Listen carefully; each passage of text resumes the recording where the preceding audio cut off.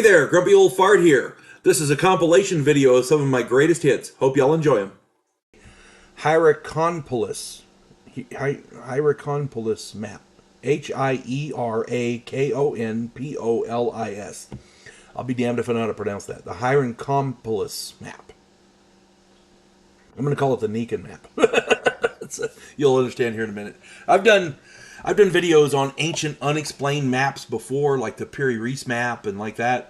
Go and check them out. In Upper Egypt, there is an area which housed the prehistoric royal residence of the kings. The town of Hierakonpolis was then called Nikan, Nekhan, or Nekhen, excuse me, Nikan. And this city thrived from 3400 to 2550 BCE. So you're talking 4500 to 5400 years ago, roughly. It's 3000 years older than Christ. Okay. It was a vibrant city in pre-dynastic Egypt. It was the political and religious capital of Upper Egypt. The excavations of this city have yielded so many artifacts, but none so significant as the map paintings. They're exploring this place and they found a bunch of maps painted on the wall. These maps contain recognizable continent outlines, and the accuracy of the depictions is outstanding. Very clearly depicted in these maps is the unmistakable outline of the American continent. And they got it right. It is absolutely astounding how accurate that map is. This map predates dynastic Egypt, yet the painters of the map knew about the Americas. How is this possible? We're now learning that not only Vikings visited North America, but Chinese and possibly Japanese ships as well. All of this was well before Columbus. There are American Indians or Native Americans, First Americans, whatever you want to call them, with European DNA. Yeah. Turns out the Europeans were visiting North America quite frequently. There is a tribe, and I cannot recall which one. They actually have Jewish DNA. So, yeah, it's crazy. There was an artifact found. It's a box, and it contains writing, Egyptian writing on it. It's crazy. Any way you want to look at it, Columbus was evidently a latecomer to the Americas. And people knew about it. People knew about it a long time ago. But the history books weren't changed. Go figure. But now we know that someone had visited the New World well before the first pharaohs, and that knowledge was used to paint maps in Hierakonpolis, Nikan, whatever though. It was their capital. Okay, this tells us that the maps and the knowledge they contain were very important to them because it was painted in their capital city. It wasn't in some obscure tomb somewhere. This was right there in their capital city. There has long been tales of Egyptian artifacts being found in the Grand Canyon. An archaeologist named David Hatcher Childress talked about it the first time I ever heard about it. And it's crazy. There are geographical features in the Grand Canyon, like the Tower of Seti, the Tower of Thoth, the Temple of Thoth, or whatever. With some of these geographical features have Egyptian names. Okay? So many people believe that in the distant past, a waterway connected the Grand Canyon to the Gulf of Mexico. And that would just be astounding. And if that is true, then it is more than possible for ancient Egyptians to have made that trip. I doubt that they would have landed somewhere on a coast and then traveled through the desert to get to the Grand Canyon on foot. If you're on the ocean for that long, yeah, the Egyptians were desert people, but I doubt they would want to travel through the desert to get to a canyon to see if there's water. I could see if there was a lush green landscape. Oh, they go, let's go explore this. That's fine. But when there's no when there's no guarantee of a source of water out that far. I mean, you can hunt anything. People can eat stuff. You can eat plants. But carting water across the desert is just stupid. I could see them if it's lush and green and they're going to explore that area. That's fine. But landing on a coast and then taking off across the desert, no, I don't see that. However, if that's the case, that these ancient Egyptians did visit the Grand Canyon, in my opinion, there had to have been a waterway, and that's what they're theorizing. Something along the lines of the Rio Grande extended up into the Grand Canyon, like a major tributary, not just a trickle, as it were, big enough where they could get a boat. Okay. If that is true, then it is more than possible for ancient Egyptians to have made the trip to the Grand Canyon. Ancient Egyptian, and let me start that one over. Can't read my own writing. An ancient Egyptian galley was found by divers. It was sunk off the coast of South America. So it is possible. I mean, we know Egyptians made it that far. Okay, so if they made it that far, then I guess it's conceivable they could have made it to North America. After all, it's now patently obvious that the ancient Egyptians knew how to get here. They have maps of it, and they're accurate maps. Suddenly, the stories about the Egyptians in the Grand Canyon don't seem so far-fetched, because before the Egyptian pharaohs were ruling Egypt, they painted a map in their capital city of North America. Somebody had been there. This wasn't, Columbus didn't discover America. He said, oh, let's head over there. You know, he went that way because he knew it. He knew it was there. I don't care what anybody says. Flood civilizations. For those of you who don't understand the whole concept of the pre-flood civilization, every continent, every people on the planet have stories of a great deluge, a great flood. It's in the Christian Bible. It's in Hindu texts. I mean, it's all over the world. American Indians talk about it. There was a great ice age, and over a long time, the ice melted, and people sprang up, and blah, blah, blah, blah. After that, there was another shorter ice age, and something happened near the end of it, and it caused the ice to melt much faster. There was a great deluge, a flood, and before that, according to mainstream archaeology, there were no great civilizations.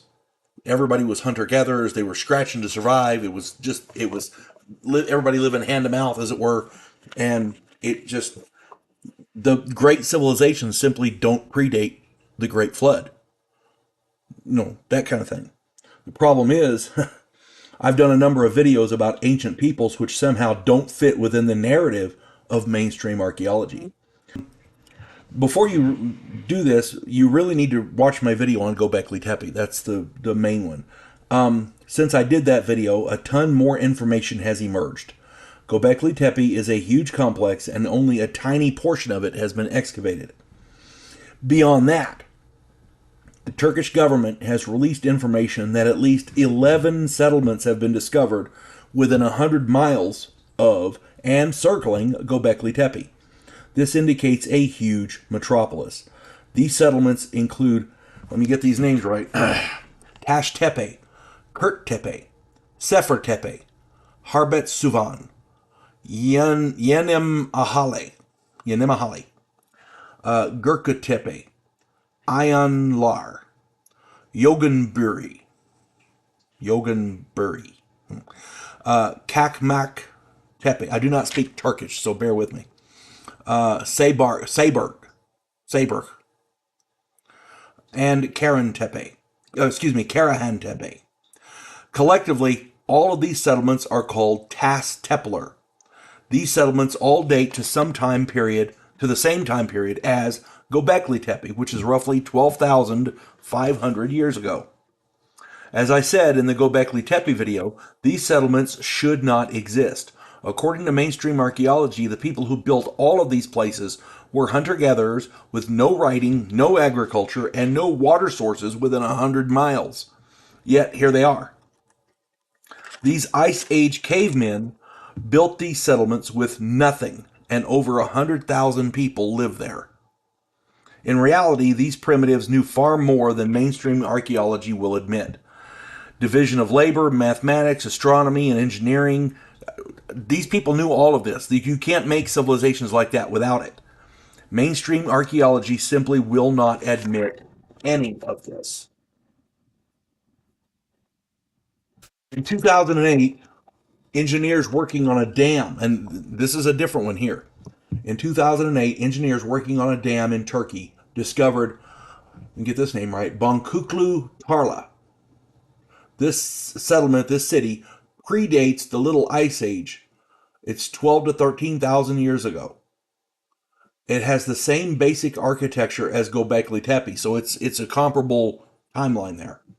It has private buildings, public spaces, tools, storage buildings, ornamental objects, megaliths, microliths, and even a sewer system. The grave sites at Bonkuklu Tarla include advanced beadwork buried with the bodies, the skeletons. All of this was built before the flood. The builders knew mathematics, astronomy, engineering, division of labor, city planning. They had an artisan class. Thousands of people lived here, and they had shops, neighborhoods, and temples. They had great halls where people met. These people were much more advanced than simple hunter-gatherers. An advanced civilization such as this one, in one spot on the planet, could be an anomaly, and mainstream archaeologists could explain this away. However, in Chile, there's a place called Monte Verde. That site is comparable in technology to these to this the site there, the sites there in Turkey, and it is estimated to be 14,800 years old, which predates even Göbekli Tepe. Buttermilk Creek, Texas, there's a site, and it's estimated to be 15,500 years old. The Bluefish Cave site in Yukon, Canada is estimated to be, get this, 24,000 years old. I mean, saying there were no pre-flood civilizations anywhere on the planet is idiotic. Okay? They weren't just hunter-gatherers. You cannot make this stuff if you're just a hunter-gatherer. For those of you who don't understand, hunter-gatherers spend their entire days trying to find food to survive. That's it. Eat, reproduce, and, that's it. Eat, reproduce, survive. That's their entire brain work, which actually is not much more than animals. But these people that built these sites were much more advanced than that. As a matter of fact, in the Guatemalan jungle, a Mayan metropolis was discovered. It is 650 square miles and is made up of multiple cities connected by an advanced system of super highways. These highways were elevated for drainage. They were paved with white plaster. These roads predate Roman roads by 2,000 years. And these roads, in my opinion, sound very similar to the roads that I talked about in my ancient roads video. Go check that one out. And the ancient roads were like through the Rockies.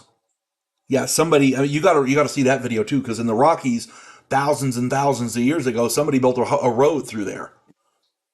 And there's another place in, I can't remember where it was. They were digging down, I think it was something like 10 feet down, they found a mammoth fossils. And 2 feet below that, there was a road. So somebody that predated mammoths, or that were there at least as old as the mammoths, built roads like that. There's a lot we're not being told. What all of this boils down to is that mainstream archaeology is not only wrong, but it is actively ignoring evidence that is popping up all around them. Pre-flood civilizations existed, and somehow they had advanced technology, advanced knowledge of engineering, mathematics, astronomy, city planning, artistry, agriculture, division of labor, and sanitation. And I didn't even talk about Egypt. There in Egypt they have a number of large statues and carvings and like that with tool marks.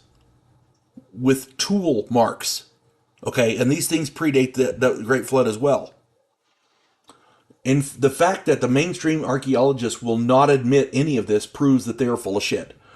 Michael Cremo wrote the book Forbidden Archaeology. This book talks a lot about this very topic and proves that mainstream archaeology is pushing an agenda.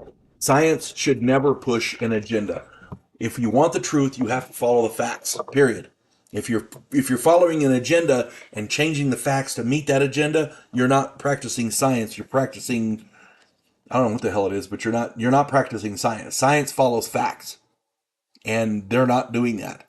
The fact of the matter is, we have settlements here that people are finding and excavating that are 24,000 years old or older, and science, the mainstream science, is ignoring them. It's crazy.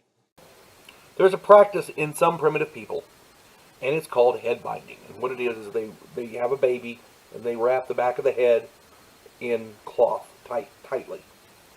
And what that does is they keep it wrapped. So what that does is when the baby grows, the back of the head grows out. So it's an elongated skull. Okay, that's the practice that anthropologists say causes this elongated skull phenomenon. If a primitive culture did that, you'd think, oh, that's just kind of weird, and move on. No big deal.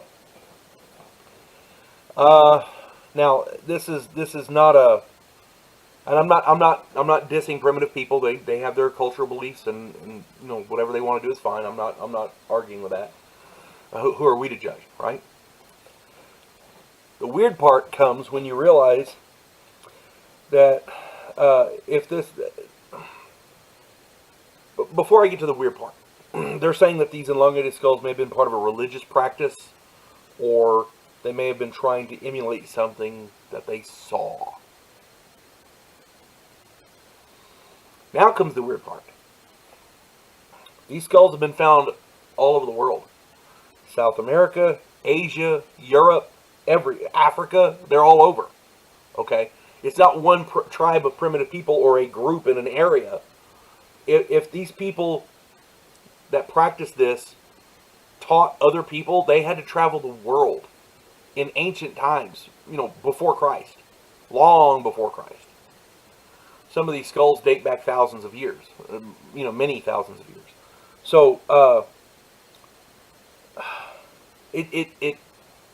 to say a primitive culture did it, that's cool, 2 or 3 in the same region, okay, they saw each other, yeah, it's pretty cool, we'll do that, all over the world. Now we're looking at a worldwide human phenomenon. And if it was happening all over the world, why didn't every human tribe do it? You see what I mean? Saying we don't know is the first step towards enlightenment. Ignoring what we don't know is the first step towards ignorance. There is evidence to suggest that not all of these skulls that have been found are completely human. And this is with doctors' examinations. The construction of the skull isn't the same as a human skull, is what I'm saying. There's if I went into detail on that, we'd be here all day. But my point is, human skulls are made of lobes, and they have fissures and like that. Some of these elongated skulls aren't constructed the same way that human skulls are. Okay? It boggles the mind. And they're all over the world. If indeed, I'm not saying they are, but if indeed that these skulls are not human, what are they? Are they aliens? Are they extra-dimensional? Did humans mate with aliens? And if you look in Egypt, there's evidence there on some of their murals that some of their pharaohs had elongated skulls. So it's a literally a worldwide phenomenon. um, Eric von Daniken wrote a book called Chariots of the Gods, and in that he points out that there's a lot of primitive stories that don't fit into normal archaeology. This may be the evidence we're speaking of. There have been skulls that have been found that have been purported not to be human. There have been entire skeletons that have been found. There was a man, Dr. Stephen Greer, and I got to say this, I got to point this out. I don't put a lot of stock in him because he actually admits to taking drugs to speak with aliens. So you got to take what he says kind of with a grain of salt. But he is behind the Disclosure Project, and that to me sounds like a good thing. And he also claims to be one of the guys behind this, what they call the Atacama skeleton. And it's a little skeleton about yay big, and that's not a human skeleton. I don't care who you are, that's not a human skeleton. That's all I'm saying. It's not a baby that was aborted and left out or whatever. It's not human in any stage of development. You got to look at it. You got to see it. There have been some people, I have heard that skeleton was purported, was found to be a fake. I've also heard that the people who say it was purported to be fake are kind of dicey themselves. So so you don't know. There's so much information and disinformation out there that you just don't know. The way I see it, we know that these elongated skulls have been found all over the world. We know that. That's not in question. If indeed some of these skulls are not human, or are not completely human, there's your evidence right there. If they're not human, what are they? I don't know, do you? Now, I came across an article the other day that I felt needed to be talked about. Evidence has come to light that seems to blow the entire head-binding theory out of the water. Evidently this evidence has existed for over 160 years, which means scientists knew about it, and they still propagated the head-binding theory. Okay?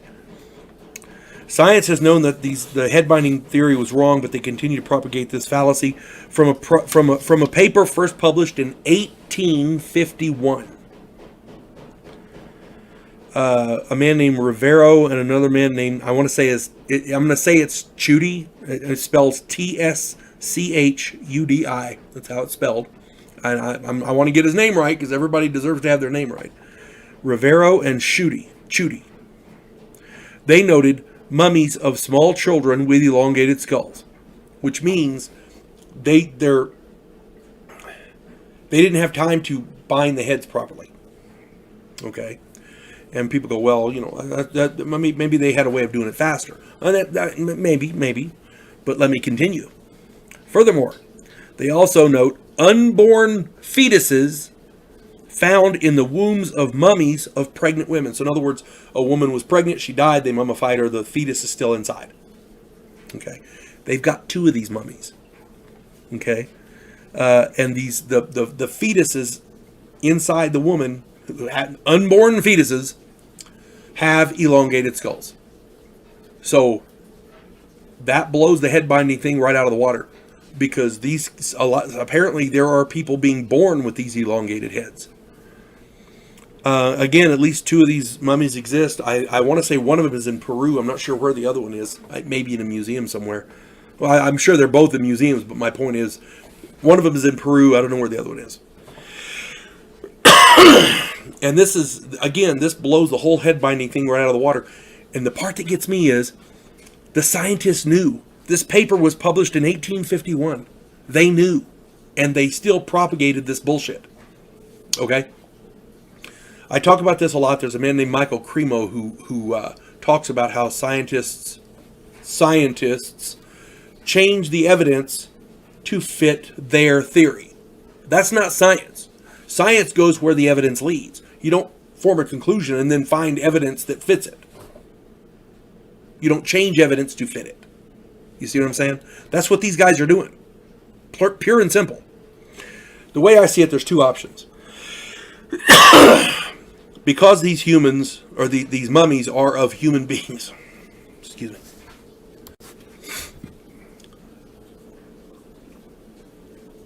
Excuse me. Tickle in my throat. Okay. Because these mummies are of human beings, DNA proven. Okay. The way I see it, there's two options. They're either alien hybrids, meaning there was some alien shenanigans going on, and they put a baby in that woman, and then she died. So it's boom, it's there. Or there is an extinct race of people who used to live all over the world, and I mean everywhere. Gee, everywhere they've got pyramids and these megalithic structures, and you find them all over the world, just like these elongated skulls. And now we find out that people are being born that way. Could it possibly be that these ancient peoples that are no longer around are the ones who built these megalithic structures? Because they had maybe some advanced technology or something? I don't know. That's the whole point. We don't know. Science is guessing. Every time science says they know something, they find something later that blows it out of the water. Everybody said, well, mammoths were extinct for 65 million years, and then they found a mammoth with soft tissue in the bone, and they were able to get DNA samples from. That shouldn't happen. There's no way that bone is 65 million years old. Okay? Everybody said the coelacanth was extinct for 65 million years, and then, it turns out they've been catching them off of Africa for years. Everybody says, well, there's no way that could exist, and then they find it. The giant octopus. They caught him off of Japan. It's crazy. Whenever science says they know something, take a step back, because that shit's going to change. It's just the way it is. And this right here proves it. Science is covering up facts so that their narrative can be pushed. If it doesn't fit their narrative, they don't talk about it. Okay? These are the people who are making the science books that are teaching our kids in school. Same people. This has to stop. I would highly recommend a book called Forbidden Archaeology by Michael Cremo. Go check it out. Get it, read it, absorb it, because he talks about exactly the same stuff here. And this needs to stop. Science cannot progress forward as long as this brand of investigation, and I use that term loosely, is going on. They're finding these skulls, these elongated skulls, all over the world. Nobody knows where they come from. Their primary theory just got blown out of the water. And, it didn't just get blown out of the water. It never had traction to begin with. Okay? They knew it was fake when they propagated it. That's the part that pisses me off. How are we supposed to advance as a species when scientists are lying to us? Gee, they're lying to us about a lot of stuff, aren't they? In the 1930s, there was a young Mexican-American girl, and she was visiting some relatives in Mexico. I'm going to give you the abridged version, because he goes into a long, involved thing. Anyway, she found this skull in an old cave. And through a series of events, it came into the possession of Lloyd Pye in 1999. And this skull is unlike any other skull I have ever seen. If you look at it, the eyes are wrong, the ears are wrong, the shape of the skull is wrong. It doesn't look human. There are 25 major physical differences, and I'm gonna list some of them here. I'm not gonna list them all, but I'm gonna list some of them. The eye sockets are wrong. They're too shallow, and they're the wrong shape. The shape of the skull is wrong. It's missing the inion bone. Instead of this bone on the back of your skull here where the neck meets the skull, there's a knot. You can go reach back and feel it yourself that you've got a knot back there. Everybody does. On this one, there's not a knot. There's an actual little indentation.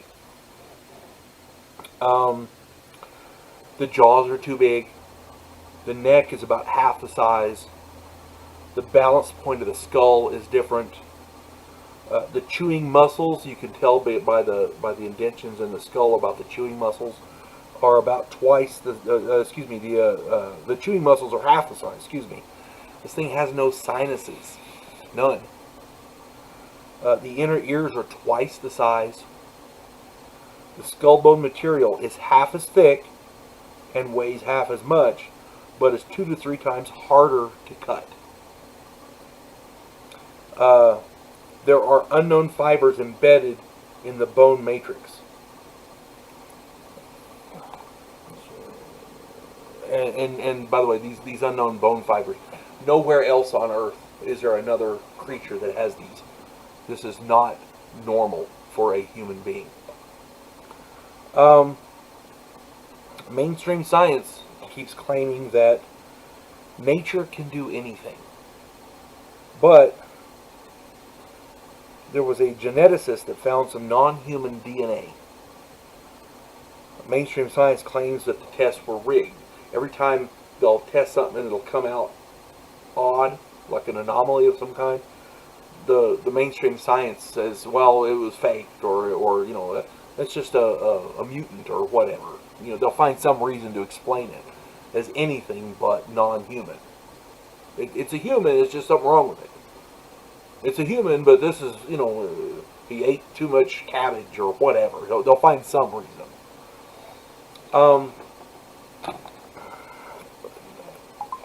This Star Child skull, the video I saw, by the way, one of the really good videos, is called Star Child Skull Disclosures Smoking Gun. Star Child Skull Disclosures Smoking Gun. The smoking gun of the Disclosure Project.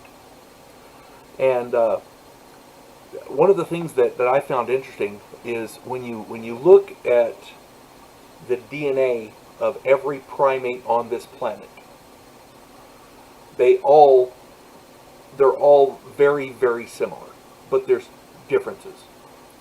There is a series of base pairs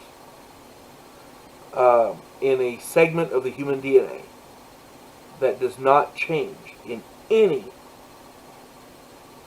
of the haploids. All right, there's a section of DNA with every primate on the earth, and if you look at the numbers, they're all exactly the same. In every primate on this planet, they're all exactly the same.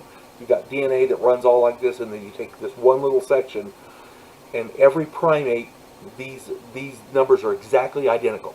Okay? The Star Child skull, the DNA from this skull has 17 variations in that same segment. So while every other primate they're all exactly the same, this Star Child skull has 17 variations in that segment. Okay. This skull is clearly not human. If it's got some human traits in it, it's not completely human. Maybe one of the parents were human, something, But if you look at this skull from the point of view of just on flat appearance, it doesn't look human. In my opinion, it looks like one of those little gray aliens or one of the other aliens. This comes from a furtive imagination, so a fertile imagination. Look at it for yourself, and you'll see what I mean. It doesn't look human. That if that's a human being, I don't know how it lives so long. You see what I'm saying? But again, check these out for yourself. Everything you know is wrong, and the Star Child, and then Star Child Skull Disclosures Smoking Gun. Those 3 videos, check those out. You'll see what I'm talking about. Lloyd Pye makes an excellent argument for this. And I keep telling you in these other videos, every time mainstream science says they know something, you got to take a step back, because they keep proving themselves wrong. They keep getting proven wrong over and over and over. Well, now they're saying for sure this skull is human. There's just a few things wrong with it, a few anomalies. Maybe it had some diseases or whatever. Well, guess what? I think they're going to be proven wrong ultimately on this one as well. Giant skeletons. Giant skeletons have been reported found reportedly found all over the world, and this is not a new phenomenon. This has been happening for years, almost over a century at least. And they've been reported. Giants have been reported a lot longer than that. It's in literature. It's in the Bible, and I'm going to go through some verses here. And these things are huge, and they're reported all over the world. You see a lot of videos on YouTube about it, but a lot of those are faked. I'm not saying they're not. But if one of these is to be believed, there's got to be more out there. If one of these is real, there's got to be more out there. All right. In 1890, the giant of Castelmau was found in France. It was 11 foot 6 inches tall. In 1890s Egypt, they found 2 skeletons. The male was 3 meters tall. The female was 2 meters tall. For those of you who are unfamiliar, that's roughly 6 and 9 feet, respectively. In 1930s Arkansas, they found a cache of skulls, a lot of them, a whole bunch of them, in some sort of an underground setting. And by the size of the skulls and the weight of them and the dimensions and everything, they estimated that the people that these skulls belonged to were 10 feet tall. There's a large footprint near the border of Swaziland. It is set in stone, and the stone is estimated between 2 and 3 billion years old. This footprint is set kind of at an angle up like this, and there's a guy standing next to it, and I swear that footprint is as big as he is. You got to see it. It's ridiculous. And it's a footprint. It's a human footprint. It's not a shoe. It's you see the toes and everything. In 1988 in Egypt, they found a mummified finger, just a finger, that was 15 inches long. That's about 3 inches. This was 5 times longer than that. Okay? And they've done medical testing on it. This thing has bones. They've x-rayed it. It's a finger. It's a real finger.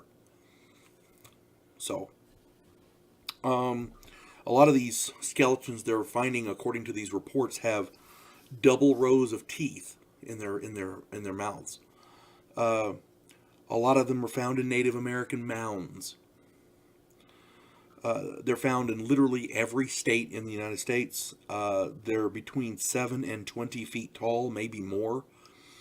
There are reports out there that there are reports that the Smithsonian Institute, that's a mouthful, the Smithsonian Institute, reportedly has many of these large skeletons in storage, but they're not talking about them. They're not putting them on display, So I don't know if that's true or not, but that's what's being reported. In the Bible, there are 32 verses about giants that I'm aware of. I'm going to read just a few of them. I'm going to go through all of them. I'm going to read a few of them. Genesis 6:4. The Nephilim were on the earth in those days, and also afterward, when the sons of God came in to the daughters of men, and they bore children to them. Those were the mighty men who were of old, men of renown. Okay. 1 Samuel 17:4. Then a champion came out from the armies of the Philistines named Goliath from Gath, whose height was 6 cubits and a span. 2 Samuel 21:16. Then Ishbi-Benob, who was among the descendants of the giant, the weight of whose spear was 300 shekels of bronze in weight, was girded with a new sword, and he intended to kill David. 2 Samuel 21:20. There was war at Gath again, where there was a man of great stature, who had 6 fingers on each hand, and 6 toes on each foot, 24 in number, and he also had been born to the giant. This is all through the Bible, and it makes specific references to anomalous physical attributes, size, the number of fingers, that kind of thing. And this is stuff that people really shouldn't ignore because, yeah, the Bible is quote mythology, but if you're a Christian like I am, that means everything in the Bible is real. The Bible mentions a lot of stuff, a lot of crazy stuff that we're finding more and more fits into the paradigm of what is and is not, or what is believable, as opposed to what is not. Excuse me. So, another thing we have to consider, we have all these, and I've done some videos on them, these monolithic constructs around the world, Baalbek, Lebanon, that kind of thing. Well, if there were giants, real giants back then, it would explain why they made these big constructs, moving heavy stones, that kind of thing. You get 100 of these giants together, they could move some serious stone, which begs the question: why would men use these huge stones, but these giants would? You see what I'm saying? The question still remains: why would men use stones that size to build when they could make bricks? But if these giants were real and they're moving these heavy stones around, that makes a lot more sense to me. I'm not saying any of this is real, but this is what's being reported. And if it's true, it changes the entire paradigm of our history. And we need to know about it. If it is true that the Smithsonian Institute has some of these giant skeletons down in storage in their basement or whatever, wherever they've got it, then they're literally hiding our past. And what good is a museum that hides the past? That defeats the purpose of the museum, does it not? Tool sarcophagus. It's T-S-U-L. Tool. The Tool sarcophagus. I did a video a while back about the fall of the Cold War and the fall of the old Soviet Union, the end of the Cold War. And it was about UFOs, and it was about, how documents started coming out. Well, documents are still coming out, and people are still going through what was released. Documents released from the old Soviet Union recently caused a stir in the archaeological and anthropological fields. This apparently one of the documents says that in 1967 in Tula, Siberia, miners were digging in a coal seam roughly 300 million years old. What they found may literally change the history of man on this planet. I've done videos on unexplained artifacts found in coal seams, which simply cannot be. Go check those out. This is another such out-of-place artifact, oopart. The miners stumbled upon an ancient casket containing the perfectly preserved body of a woman. The woman has been dubbed the Tula Princess. Now, what we have here is a document. Nobody has, as far as I know, nobody's investigated this. Nobody's seen this thing, officially yet. So what we've got is a document. That's all we've got. But this is an official Soviet document. So we have to treat it with hold it with an air of credulity because this was in the government archives. Okay. The casket or sarcophagus was embedded in coal, which means the coal formed around the casket. And the coal seam was 300 million years old. This is a time period when mainstream science says humans should not have existed. The Russian government apparently clamped a lid on the story and seized all of the evidence. They made sure none of the miners were going to talk about it. They buried this event probably even more effectively than their American counterparts buried the Roswell evidence. I mean, it's in America, we had these things called civil rights. So yeah, the government could do a lot, but they had to be careful how they did it. The Russians would come in and shoot people to silence them. So, chances are these miners never saw the light of day again. That's all I'm saying. The casket, and this was the old Soviet Union, not not, glasnost or whatever the fuck. Um, the casket looked like marble, but shone with the reflective properties of metal. This suggests that the presence of metallurgy, engineering, and other material capabilities long before humans walked the earth. The Tsul sarcophagus was hidden away, and records of any testing are absent. The casket is said to resemble highly polished metal or stone and sports intricately carved decorations. A number of questions are then, I guess, required. Who created or fashioned the casket? Who is the princess? The embalming fluids are said to closely resemble modern embalming fluids, but the techniques far surpass our own.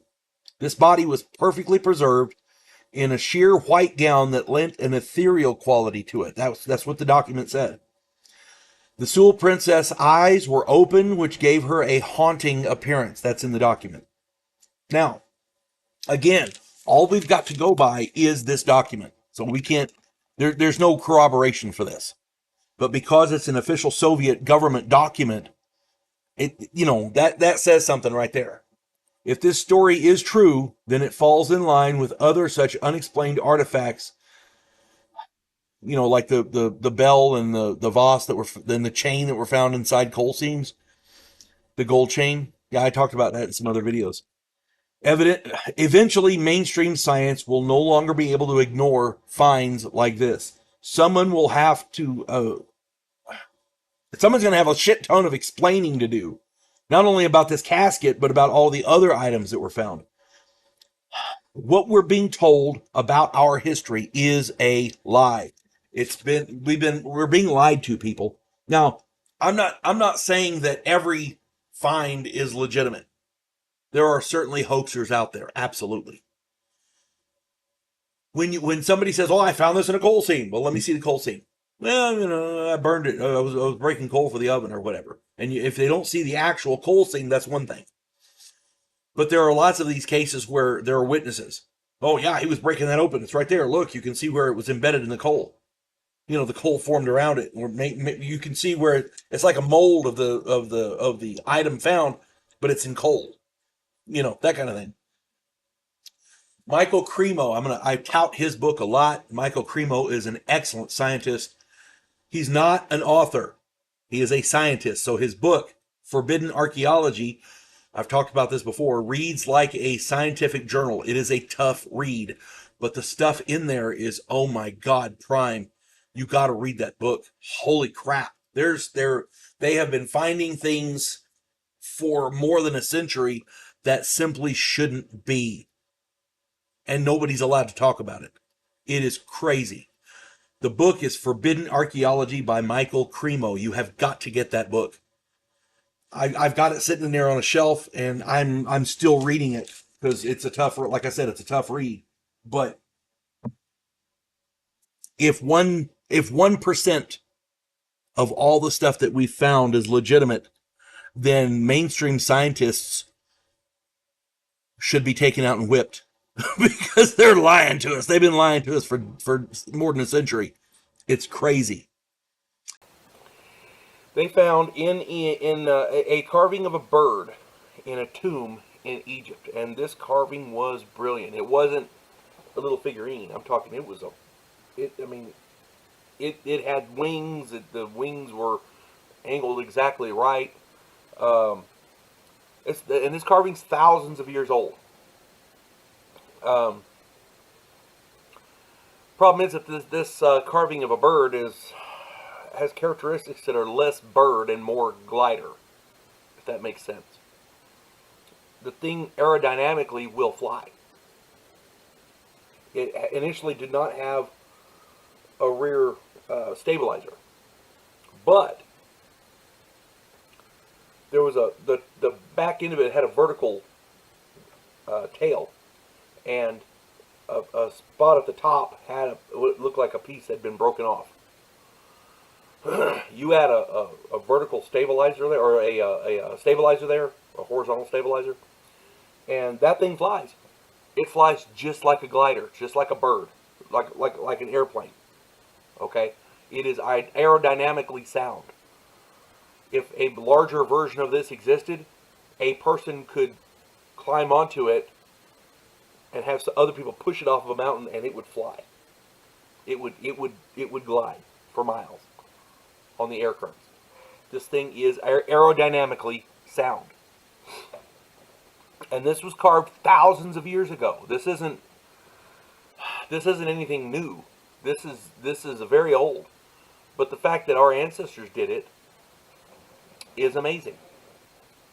Now, that is just astounding, in my opinion.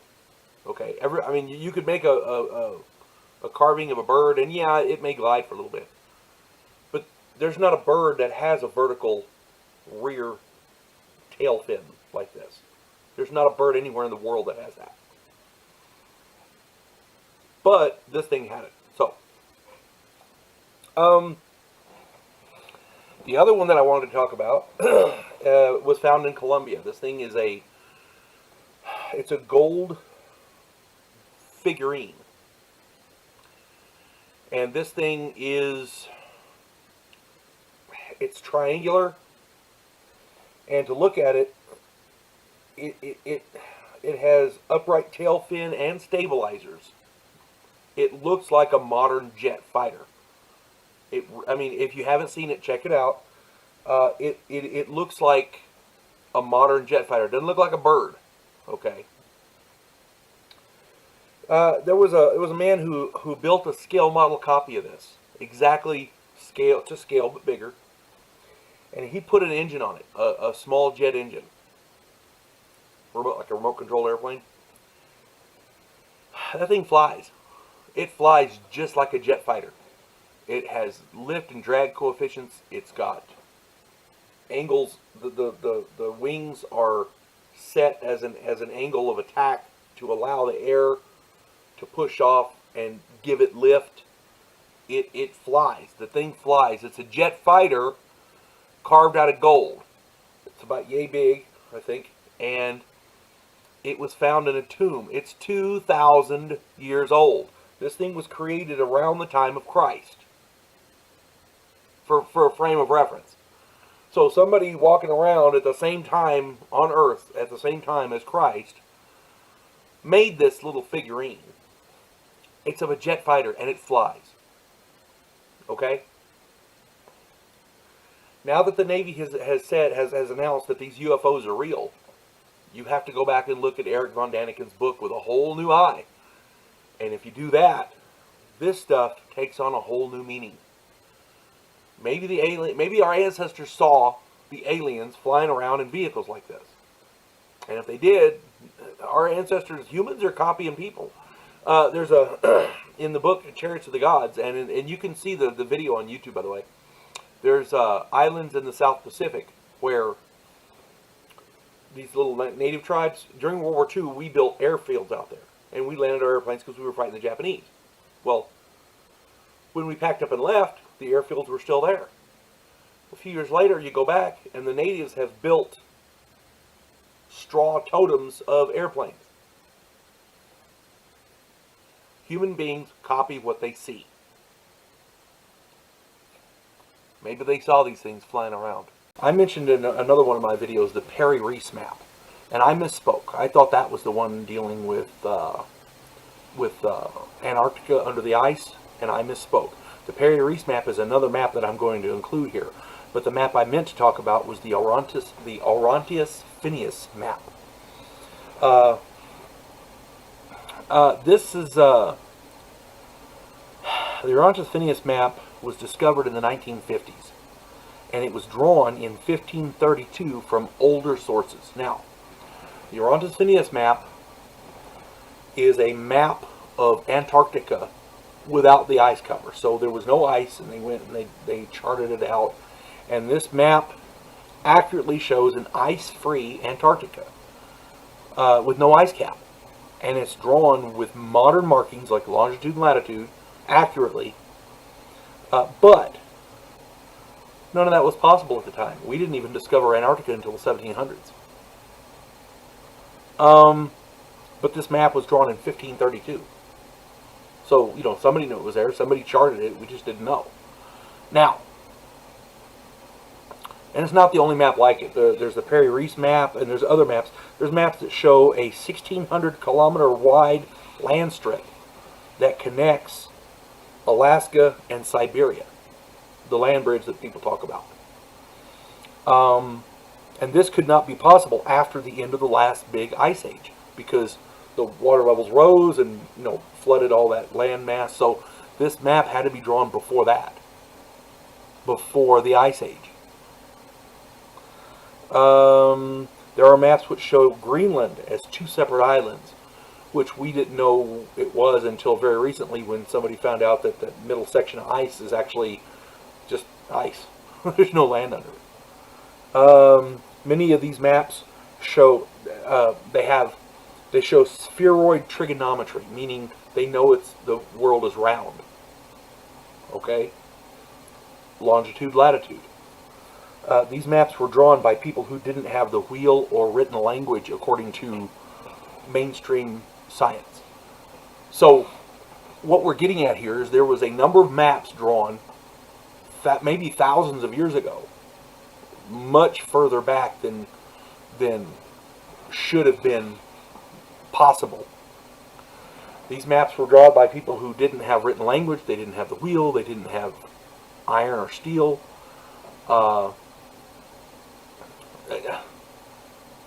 They shouldn't be possible. These literally are impossible maps.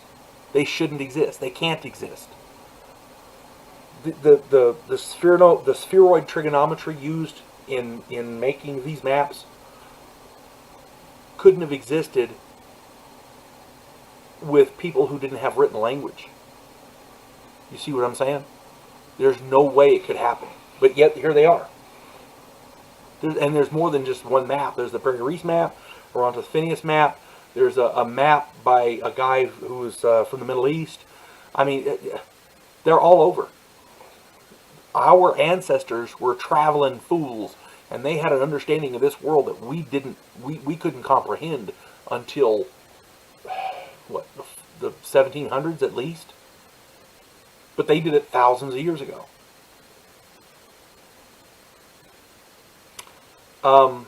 Some of these maps are so accurate, it's been speculated by military cartographers that in order to draw this map this accurately, they would have had to fly over them.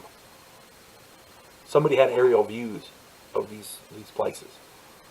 It boggles the mind.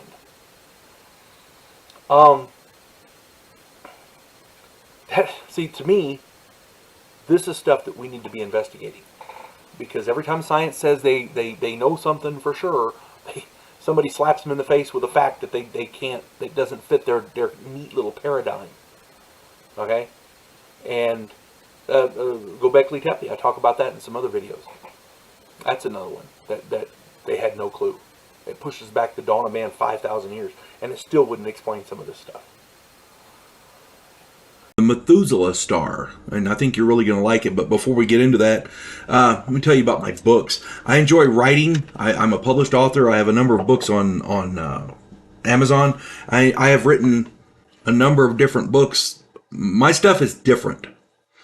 If you enjoy a good quirky story, check out these books. I got a 3-book series called Drifters. It's a sci-fi fantasy adventure western series. It's not like anything else. I have a political fantasy called The Righteous President, about a president that actually tried to fix things. I have a science fiction adventure story called Vanguard 1. It's a study of humanity from an alien perspective. And I'm about to have a new book released called The House Off Farrago Road. It's soon to be on Amazon. It is a modern day mythology adventure fantasy book. Kind of a quirky, fun story. It's hard to explain. I wrote it and I can't even explain it. It's weird. But no, I hope you enjoy it. If you enjoy a good quirky story, check out my stuff. All right. The author is H.L. Anderson. They're available at Amazon. All right. The Methuselah star. Here we go. Astronomers using the James Webb Telescope have identified a star which is actually fairly close to our solar system. This star has been dated at 14.46 billion years old, with a discrepancy rate, give or take, of 0.8 billion years. For those of you who find that boring, let me explain to you. Our universe has been dated, thanks to background microwave radiation readings, at 13.8 billion years. The Methuselah star predates our universe by approximately a billion years, give or take. Many scientists theorize that stars took over a billion years to form after the universe was formed. This means that the Methuselah star is actually about 2 billion years older than any star could be. This challenges the Big Bang Theory. The Big Bang Theory states that the entire universe was created by a single massive explosion 13.8 billion years ago. The discovery of this star means one of three things. It means that either the universe is older than 3.8 billion years, or the star is far younger than was calculated, or the Big Bang Theory is false or disproven. Any of these three options means that long-standing scientific principles will need to be challenged, or new theories need to be explored. The problem is that the entire scientific community has been operating under the assumption that the Big Bang Theory and the 13.8 billion year old universe axiom were concrete fact. Let me go through these right quick. If the universe is older than 13.8 billion years, then somebody miscalculated big time. The microwave background radiation measurement was wrong somehow. Or the star is far younger than was calculated, which means that the information we've been getting on every star we've ever investigated is wrong. Or the Big Bang Theory is false or disproven, meaning our universe was created in some other fashion. Any of these three options blows the scientific community's accepted facts out of the water. Questioning science and scientific principles is literally how you do science. So I'm actually good with any and all of the three options being true. Whatever they discover, I really hope they make their findings public. Today's science is built on yesterday's discoveries, and tomorrow's science is built on the discoveries of today. If yesterday's discoveries are disproven, then it calls into question all of the science of today. When someone tells you to trust the science, remember this video and start asking questions, because that's how you do science. All right, there's a place called Pumapunku. It's in Tiwanaku, which is in western Bolivia. This is a megalithic site. For those of you who don't know what that is, the ancients used huge stones to construct religious and other sites. And I'm going to do another one after this, but this is unexplained, and to me, there's no explanation for it. Okay. This site is believed to date back to 536 AD, but there are some. The site is 13,000 feet above sea level. This site may be. Some people date this site as up to 17,000 years old. Now, officially it's at 536 AD, but there are some people who have some pretty compelling evidence to suggest that it's much older, as far back as 17,000 years. Now, 17,000 years ago, human beings weren't like we are now. I mean, we didn't have the wheel, we didn't have iron, we didn't have anything like that. But these megalithic sites were built all over the world. Now, this particular one is interesting to me because they have a number of what are called H blocks. They look like building blocks. Like, you get the little building blocks when you're a kid and you build stuff out of them. That's what these things look like. But they look like big H's. They're called H blocks. And these things are massive. They weigh thousands of pounds, several tons each. They're huge. They're built precisely, and they're all exactly identical. They're built with precision and a high degree of accuracy. Anybody who's seen these things, I could see making one of them by hand out of another. You make a whole bunch of them and you mess up a bunch of times and finally get one that's perfect. I could see that. But there's a whole bunch of them. They're exactly identical and they're all perfect. Just like they came off of an assembly line. I mean, right off a CNC machine. That's what it looks like. The edges are straight. They're perfect. The surfaces are flat. The squares are 90 degrees. Perfect. I mean, CNC machines would have a hard time doing this because these things are huge. Now, they're made out of andesite, which is a type of a volcanic rock. And the quarry, they say, is 70 kilometers away. Keep in mind, these things weigh several tons each. And the site that they brought them to is 13,000 feet above sea level. So they're hauling these things up the mountain. These things have perfect workmanship. And they fit together like puzzle pieces. Or those toy red plastic bricks when you were a kid, These things fit together like that. They're designed like that. There's a lot of these things. They're all over the place. It's like you're building it looks like a big construction site. And you have some material and some building material left over. That's kind of what it looks like. But if they're making these things by hand, why are there so many leftovers? These H blocks, now some people now are saying that these H blocks may be made of some kind of an artificial geopolymer. I don't know how true that is. As far as I know, andesite is natural, so I don't know. It's very hard, and if these were made 17,000 years ago, they weren't using iron tools to do it. I'm just saying. These things are so precise with internal bevels and edging, internal blocks. The pieces fit together, and they won't, like puzzle pieces, and they're all very precise. We wouldn't be able to do this today without CNC machines. I mean, there's no way anybody today could do that by hand. It's just not possible. Now, there are also a lot of magnetic anomalies at that site. So, again, we don't know. All this together says that somebody with some serious machinery made those blocks. Now, let's date the site at 536 AD. Who at 536 AD had a CNC machine? I'd like to meet them. If it's 17,000 years old, those people didn't have the wheel. They didn't use beasts of burden.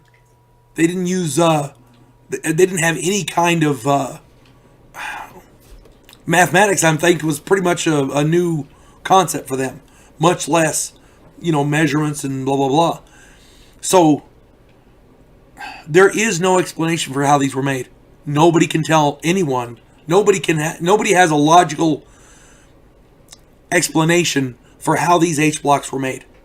It's ridiculous. If you've not seen them, there's videos of them on YouTube.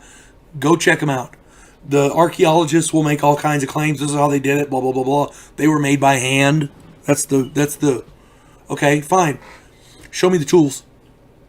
Show me the tools they used to make that precise block, and not only that one, but all these others that are exactly like it. Show me the tools that made that 17,000 years ago. Because it's ridiculous. Science obviously doesn't know everything. If they did, there would be no need for science. However, what they're teaching in schools, they keep having to revise. In a video called Bigfoot and UFOs, I talked about Göbekli Tepe. Whenever science knows something, they end up having to change it later because they don't know what they think they know. Well, about these H blocks, they don't know nothing. Nobody does. That's the problem. The people in the area say they didn't build it. Well, if they didn't build it, who did? Many people, when they hear pyramid, they think of the pyramids of Egypt, which is rightly so. because the pyramids at Giza are a fantastic and beautiful, beautiful monument. They're some of the most beautiful things crafted by the hand of man, and they're wonderful. If you haven't seen them, if you get the opportunity to see them in person, do it. But check them out online. You'll see what I mean. They're gorgeous. The Sphinx is there. I mean, they got monoliths, the whole 9 yards. However, what people don't realize is that pyramids have been found all over the world, not just in Egypt. You got them all and they're still being discovered, by the way. This isn't by no means all of them. They're still being discovered. And I'm going to get to that in a minute. They're all over Mexico and South America. As I understand it, there's a valley in South America that has over 100 pyramids. And because, according to anthropologists, according to the population density, that would have taken generations for those people to build. Over 1,000 years for those people to build all these pyramids. Okay, and they're all kinds of different pyramids. They're tall, skinny ones. They're short, fat ones. They're broad. I mean, in the Middle East, they have pyramids. They kind of predate the regular pyramids. They're called ziggurats. They're kind of like pyramid fortresses, but they're still pyramids. I mean, you know, like I said, all over Mexico and South America, Cambodia, China. My wife does a thing on the Chinese pyramids. Iraq, all over the Middle East. I just mentioned the ziggurats. In the Sudan, in Africa, Indonesia, England, Japan, Bosnia. My wife does a thing on the Bosnian pyramids. There's a guy there who claims that they carved a pyramid out of a mountain. Instead of building the pyramid, they had a mountain and they just carved it and made it look like, made it into a pyramid. And he may be right. I don't know. It may just be for tourism. I don't know. But like I said, check out my wife's video. She does a better job of that than me. But they are finding pyramids right here in the United States. Okay,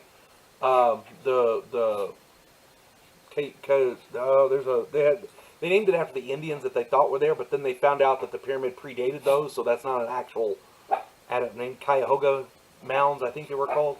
At any rate, they're finding pyramids here in America. Okay. But they're finding pyramids all over, and it's not a singular thing. Now, here's the thing that gets me. Scientists with satellites are now saying that they may have found pyramids in Antarctica. Antarctica, for those of you who don't know, Antarctica wasn't discovered until the 1700s. Nobody in modern times is traveling to Antarctica to build pyramids. So any pyramids that are there were made long before that. Well, that boggles the mind. There's a map, I'm going to do a video on it here in the future, called the Perry-Reese map. And the Perry-Reese map outlines and gives very specific details about Antarctica without ice.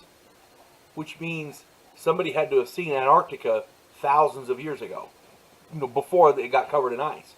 Well, we didn't discover Antarctica until the 1700s. And it fits along with this pyramid thing, because if that Perry-Reese map, that's not a conspiracy theory, that's not a wild boast or a claim. That map is real. It does in fact exist. Okay? If that map exists, maybe these pyramids in Antarctica are real. And if they are, scientists, they got some splaining to do. That's all I got to say about that. The other part of this is, because there's so many pyramids all over the world, why did primitive cultures build so many pyramids? They said that the pyramids in Egypt were tombs, and then they have found some that were.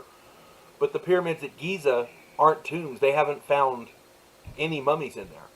They said there's a video game out there called Civilization who said they were granaries for storing grain and food, and there's no evidence of that either. There's some wild speculation says that they were power generators, or energy converters, or linked to some kind of a worldwide power grid, something like that. And there's some evidence to support that, but I don't know how real that is. Some Cold War pictures that were taken by the Soviets, by a Soviet probe, on Venus. Venus is one of the hottest planets in our solar system, if not the hottest. During the Cold War, the Soviet Union sent probes to Venus, and they discovered a lot of interesting things. They took a lot of pictures. Something apparently in these pictures was moving. The Venera 13 probe captured images of a disk and what appears to be a scorpion-like creature. Now, this is 3 decades after the Cold War. This info came out, and you look at the pictures, and the disk appears to move. Okay, there's people who theorize it was part of the spacecraft, the probe itself, that landed and was bouncing around in the atmosphere, and that's possible. I'm not saying it was. It's not. But that's not what it looks like. It looks like there's a disk and it's moving along, like some sort of a craft. Furthermore, they also saw what looks to them, people have said it looks like a scorpion-like creature. Keep in mind, Venus is way too hot for any kind of a humanoid life that we know of, it's over 800 degrees Fahrenheit, which is hot enough to melt lead. That's the atmosphere of Venus, is hot enough to melt lead. So anything in that atmosphere has to be able to survive that environment. Okay, and well, that can't happen. Well, let's look at it this way. Keep in mind, scorpions are some of the hardiest survivors we know of. Those things are survivors, period. Some scorpions have survived being in microwave ovens. Okay, some scorpions, it is theorized, survived atomic detonations in New Mexico. So, if there's a creature moving on Venus, as hot as it is, 800 degrees Fahrenheit, it stands to reason, whatever it is, would be able to survive a temperature like that. What better way than a scorpion? Some sort of a scorpion-like, maybe with an exoskeleton that maybe absorbs heat or whatever, I don't know. My point is, there's a lot of stuff in the universe we don't understand. If this is true, and again, I'm not saying it is, but if it is, this would constitute an alien life form in our own solar system. I don't know. I can't imagine a life form existing in 800 degree temperatures constantly, but I don't know everything. Okay, nobody does. The minute we find out we know everything, we're done as a species. There's nothing left. What else? What would we do? What would we do with ourselves? My point is, if there's an alien life form on this planet, it'd have to survive it, and a scorpion-type creature, in my opinion, would be ideal for that, because they're definitely survivors. They can survive massive amounts of heat. They can survive various different climates. They are survivors. Particular stellar body in our solar system has gripped astronomers' attention like a chokehold. And when I'm talking about Saturn's moon, Iopetus. I want to say it's Iopetus. I'm going to say Iopetus. This moon has some very, very strange features, and we've had some probes out there. We watched it for a long time with telescopes until we could get probes out there. I mean, for hundreds of years they watched it, and now they've got probes out there to learn more about it. And this that's no moon. That's all I'm saying. One side of this moon is 10 times brighter than the other side. They call it the yin-yang moon. And there's no explanation for that. It's supposed to be frozen, but one side is 10 times brighter than the other. Nobody knows why. It's not that it's facing the sun or anything like that.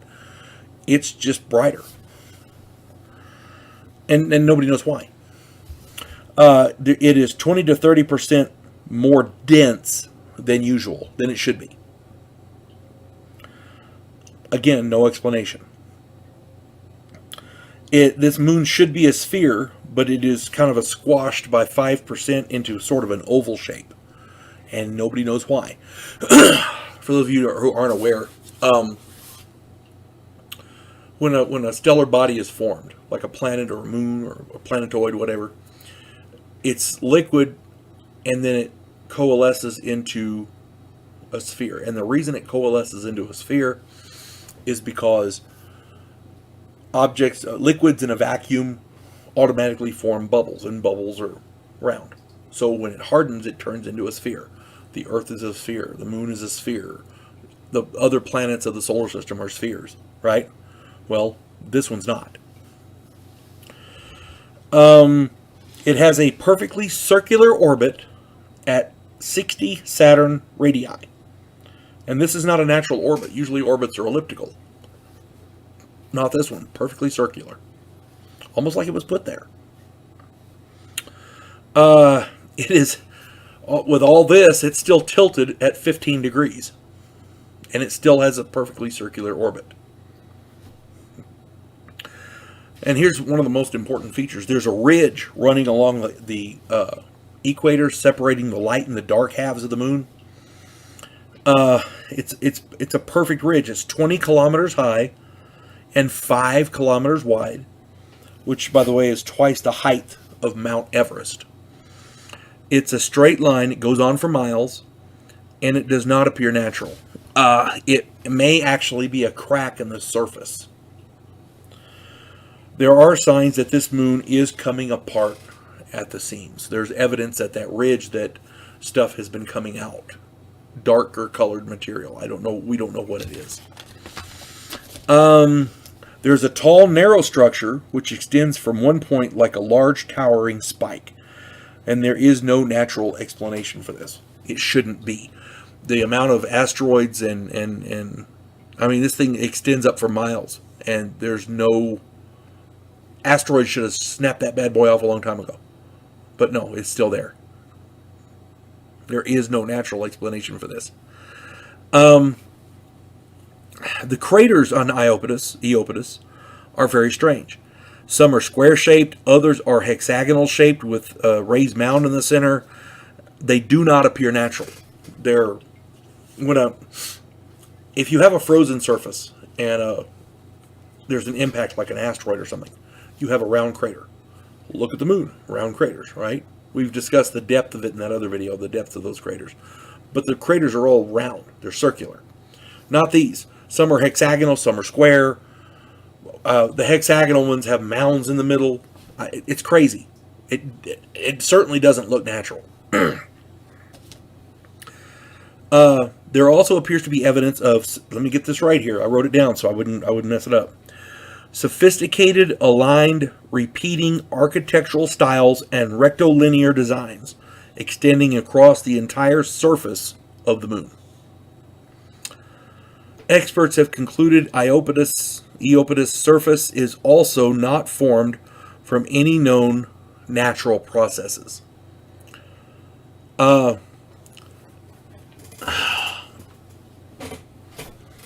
It looks like there's structures built all across the surface. It's crazy. There are many other such odd features. I just listed a few here. You got to understand, this moon is like no other stellar body anywhere that anybody can even imagine. Everything on here points to not natural. Astronomers have commented that Iapetus may very well be a natural object which has been intentionally altered to attract our attention. Nuked Mars. And no, I'm not blaming the Democrats. As bad as they are, I'm not blaming them for this. Let me explain. In August of 2012, the Curiosity rover touched down on Mars. Soil samples from that planet showed some interesting properties, including extremely high levels of xenon-129. It's all in the soil, and for those of you who don't know, xenon-129 is a radioactive isotope produced by nuclear weapon explosions. That's the only thing that produces that we know of. This is a nuclear weapon signature. Nothing else makes that. Okay? There's no other process that creates this particular xenon spectrum. We've done, now that we've explored Mars a bit more, there's more information. There are 2 nuclear hotspots in the northern hemisphere of Mars, And these indicate airbursts of massive, massive nuclear explosions, much bigger than anything we have built. So no, I'm not blaming the Democrats. These are massive explosions, much bigger than any kind of a weapon that the humans have created in our entire existence. The only conclusion that we can come to, the only conclusion that is possible at this point, is that 2 massive nuclear detonations occurred 300 million years ago, which devastated the surface of the planet Mars. I don't know what the hell else to say to that.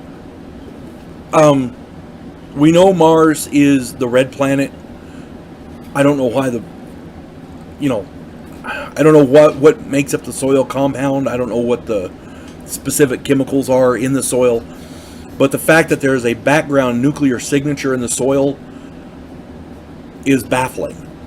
Somebody 300 million years ago completely devastated the Martian landscape with 2 airburst nuclear detonations.